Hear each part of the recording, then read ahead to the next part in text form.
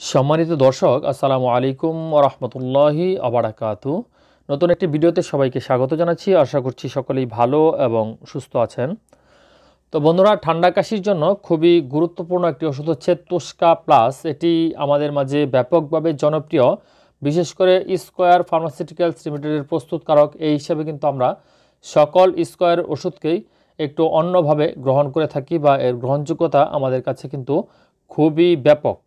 এবং এই তুস্কা সিরাপটি অনেক সময় ধরেই দীর্ঘ সময় ধরেই বাজারে কিন্তু টপ লিস্টে এর সেল হয়ে আসছে। তার কারণ হচ্ছে এটি কিন্তু খুবই কার্যকারিতা দেয়, বিশেষ করে ঠান্ডা কাশি সর্দিজনিত সমস্যা যাদের আছে তাদের ক্ষেত্রে কিন্তু ওষুধটি ব্যাপকভাবে কার্যকারিতা দেয়। তো এই ওষুধটি নিয়ে আজকের ভিডিওতে আমরা বিস্তারিত জানবো। তো আশা করছি ভিডিওটি শুরু থেকে শেষ পর্যন্ত আপনারা আমার সাথেই থাকবেন। আর হ্যাঁ, চ্যানেলে যদি নতুন সদস্য হয়ে থাকেন বা এখনও চ্যানেলটি সাবস্ক্রাইব না করে থাকেন, সেক্ষেত্রে আপনাকে আহ্বান জানাবো চ্যানেলটি সাবস্ক্রাইব করে পাশে থাকা বেল বাটনটি ক্লিক করে দেওয়ার জন্য। কেননা আমরা আমাদের এই চ্যানেলটিতে গুরুত্বপূর্ণ ওষুধের রিভিউ সহ স্বাস্থ্য বিষয়ক বিভিন্ন টিপস প্রতিনিয়ত আপলোড দিয়ে যাচ্ছি। সেগুলো যদি মিস করতে না চান তাহলে অবশ্যই চ্যানেলটি সাবস্ক্রাইব করে পাশে থাকা বেল বাটনটি ক্লিক করে দিন। তো বন্ধুরা, তুস্কা প্লাস যার প্রস্তুতকারক হচ্ছে স্কয়ার ফার্মাসিউটিক্যালস লিমিটেড, যার বাজার মূল্য হচ্ছে 100 ml সিরাপ 80 টাকা।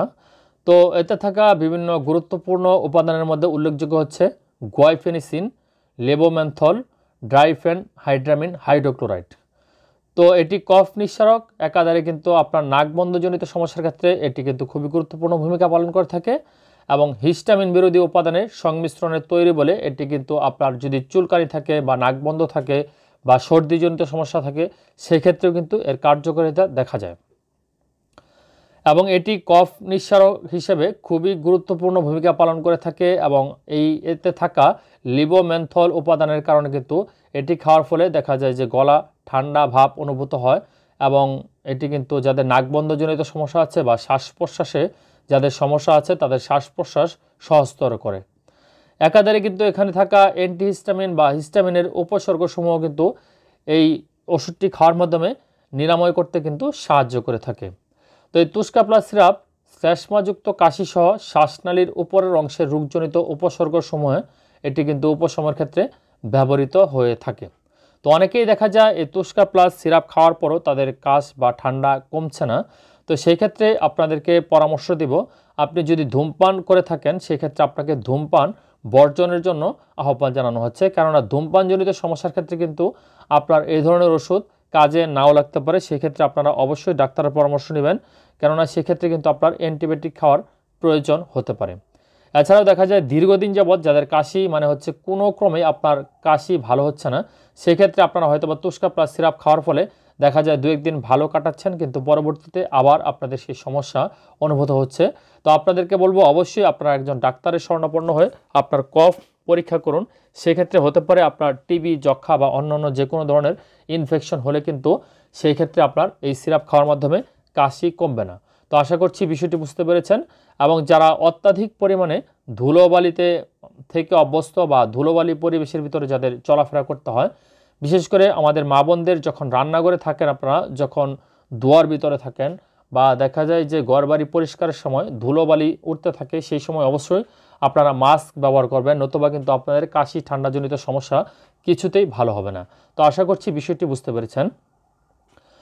তো অনেকে আমাদেরকে প্রশ্ন করেন যে ওষুধটি খাওয়ার ফলেও আমার কিন্তু কোনো কাজ হচ্ছে না, তাদের জন্য আশা করছি বা বোধ করছি আজকের ভিডিওটি উপযোগী হবে বলে আমরা ধারণা করছি। তো বন্ধুরা, এই ওষুধটি খাওয়ার ফলে কিছু পার্শ্ব প্রতিক্রিয়া দেখা দিতে পারে, যেমন মুখ, ঠোঁট, জিহ্বা ফুলে যাওয়া এই ধরনের সমস্যা হতে পারে এবং অ্যালার্জিক প্রতিক্রিয়া হতে পারে, মাথা ঘোরা, ঘুম ঘুম ভাব, ঝাপসা দৃষ্টি, মুখ নাক গলায় শুষ্ক ভাব এই ধরনের সমস্যা দেখা দিতে পারে। এছাড়াও বমি হতে পারে বা বমি বমি ভাব হতে পারে। অতিরিক্ত পরিমাণে খেলে কিন্তু আপনার বমি হওয়ার সম্ভাবনা অত্যাধিক পরিমাণে বেড়ে যেতে পারে। এছাড়াও যাদের বৃক্কের সমস্যা রয়েছে বা যকৃতের সমস্যা রয়েছে, এই ধরনের সমস্যার ক্ষেত্রে কিন্তু ওষুধটি খাওয়ার ক্ষেত্রে আপনাকে অবশ্যই বিশেষ সতর্কতা অবলম্বন করতে হবে।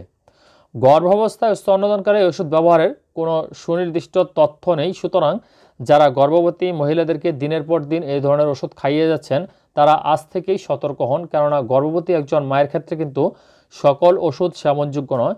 সেক্ষেত্রে আপনারা ডাক্তারের পরামর্শক্রমে তারপর ওষুধ খাওয়ান, নতুবা কিন্তু আপনার গর্ভের সন্তানের ক্ষতির সম্ভাবনা রয়েছে। এছাড়াও যারা স্তন্যদানকারী মা আছেন বা বাচ্চাকে বুকের দুধ খাওয়াচ্ছেন তারাও এই ওষুধটি খাওয়া থেকে বিরত থাকবেন।